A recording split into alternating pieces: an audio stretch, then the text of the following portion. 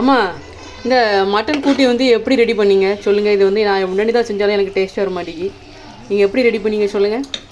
First என்ன பண்ணீங்க? மட்டனை நல்லா அடுப்பில் போட்டு அவிய விட்டுட்டு தண்ணி ஊற்றி நல்லா அவிய விடணுமா? கழுவி வச்சுட்டு கழுவி நல்லா அவிய வச்சுட்டு மிளகு சீரகம் இதுனா குக்கரில் அவிய விடலை, சும்மா சட்டியில் போட்டு அவிய பெரிய பாத்திரத்தில் அது கூட சீரகம் கருவேப்பிலை போட்டு நல்லா மூடி வச்சு அவிக்கணும். மிளகு சீரகம் கருவேப்பிலை வந்து நுணுக்கி போட்டில சும்மா போட்டில நுணுக்கி போடணும். அப்புறம் மூடி வச்சு நல்லா அவிச்சிட்டு பிறகு சின்ன வெங்காயம், உருளைக்கிழங்கு, தக்காளி பழம். தக்காளி எத்தனை? தக்காளி 3, பெரிய வெங்காயம் போடக்கூடாது. உருளைக்கிழங்கு ஒரு 2, சின்ன வெங்காயம் 1/4 கிலோ. 1/4 கிலோவா? இதெல்லாம் சின்ன வெங்காயம் வெட்டி போடணும். எல்லாம் அரிஞ்சு வரைக்கும் வச்சு உள்ள வெட்டி போடணும். போட்டுட்டு அதுக்கு பிறகு பெருஞ்சீரகம் பட்டை கிராம்பு அரைச்சி போடணும். பெருஞ்சீரகம் பட்டை கிராம்பு அரைச்சி போடணும்.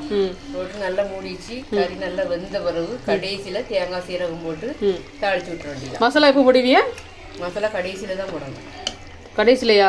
எத்தனை வத்தத்தூள் எத்தனை கரண்டி, மல்லித்தூள் எத்தனை கரண்டி? வத்தத்தூள் 1.5 கரண்டினா மல்லித்தூள் 2 கரண்டி. 2 கரண்டியா? தாளிச்சு ஊற்றும் போது திருப்பி தாளிக்கணுமா? இப்போ ஒரே தாளிப்பு தான். என்னெல்லாம் போட்டு தாளிக்கிறேன்? கடைசியில் வெங்காயம் கருவேப்பிலை இந்த எல்லாம் போட்டு தாளிச்சு விட்டு கடுகு போட்டு தாளிச்சிட வேண்டியது. வெங்காயம் கடுகு கருவேப்பிலை. அது இது வந்து மட்டன் கூட்டுக்கு. இது நல்லெண்ணெய் கட்டியாச்சுன்னா என்ன சுக்கா ஆயிருமா? இல்லை நல்லா வத்த வச்சு இறக்கிற வேண்டியது, அவ்வளோதான். சரி, அது அப்படி வச்சிங்க. இது எப்படி வச்சிங்கன்னு சொல்லுங்க.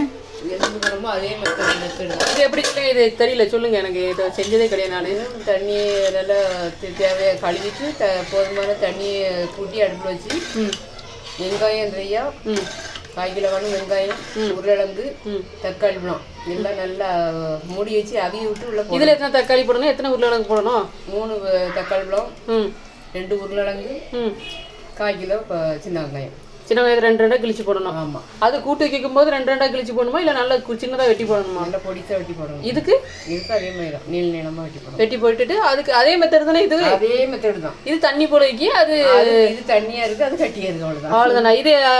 அதே மாதிரி இதுக்கு என்னெல்லாம் போட்டீங்க? குழம்புக்கு என்னெல்லாம் போட்டியே? அதே மசாலா தான். அதில் பாதி இதில் பாதி போட்ட வேண்டியதான்.